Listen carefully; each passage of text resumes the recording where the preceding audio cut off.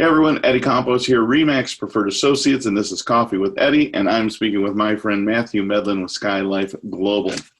So we've talked about what the why is for SkyLIFE Global. We've talked about what they're or how they're doing it. Matt, what are we bringing to the people that are in these areas that are in the middle of disasters? What do we need to do there? A lot of times, especially you have different kind of situations. When you have an emergency disaster, a flood, a hurricane, volcano, really any kind of aid that you can get to folks really quick, and that could be anything from food, water, shelter, medical supplies, anything that you'd really need to kind of survive for the next day or two, we can get that to you. You also have long-term sustained humanitarian aid programs or situations. So like East Africa, millions and millions and millions of people need aid every single day. It could be because of a drought, it could be because of government, it could be because of conflict, but they need sustained food every single day for years and years. And right now, that's really where we've focused of how do you implement yourself into a system that's already been created and really participate with almost like having a tool in the toolbox.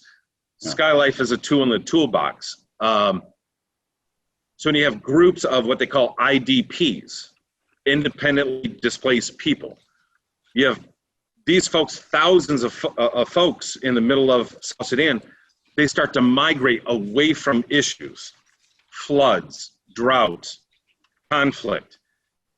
And when we say thousands, I mean 20,000, 50,000 people will leave and migrate to a different area. You have to be able to get those folks food, water, shelter, medical supplies as fast as possible.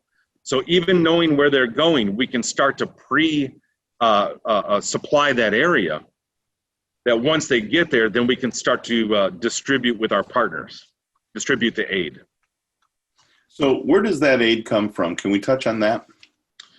Many national organizations from around the world. A lot of governments supply the cash and capital for other organizations to buy the goods. Mostly from the U.S. is USAID, which is the largest contributor of aid around the world.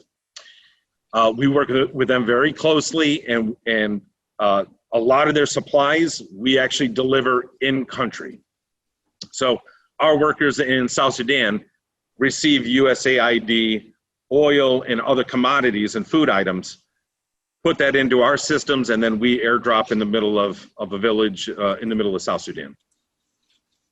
So, and that's part of the United Nations. And are you connected at all with the United States military in helping deliver some of this humanitarian aid? We do work with Special Operation Forces, U.S. Army, 1st SF Command on developing other communication programs that will also be used in humanitarian aid.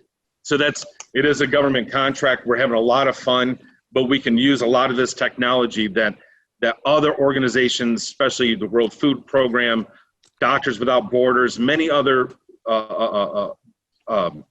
nonprofits and government agencies can use this technology to really be able to keep sending out their messaging points, to really communicate with a large amount of people, especially in refugee camps.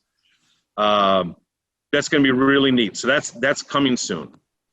So when you guys were in the process of developing a lot of these things, and whether you were, developing the box and the parachute and trying to figure out what to deliver to people, you guys also figured out that you had the ability to develop something called a SYN brick.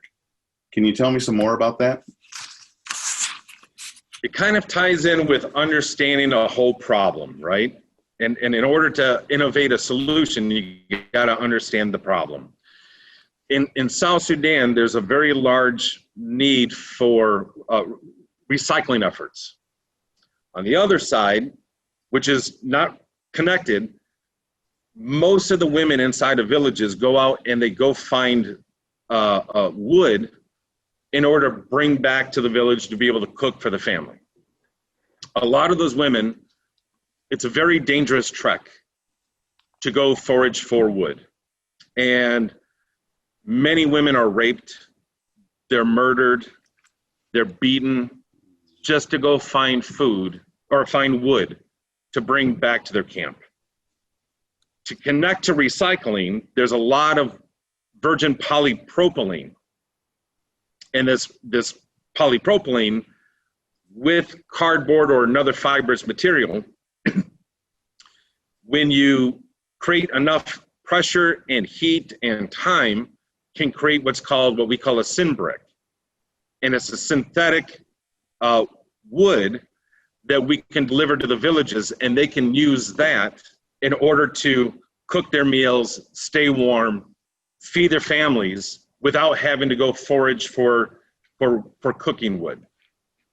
And that's been really a fun innovation. And we're solving multiple problems at one time. We're solving a waste issue, and we're also helping a lot of women out there that don't need to go out and forage. So that's coming online right now. It's again, that's a new cutting edge innovation, and we're having a ball. That's amazing. So necessity is the mother of invention, right? Right. Exactly. You guys are doing phenomenal work there. Thanks for spending this time with me. And everyone, thanks for tuning in to Coffee with Eddie, and we'll see you again next week.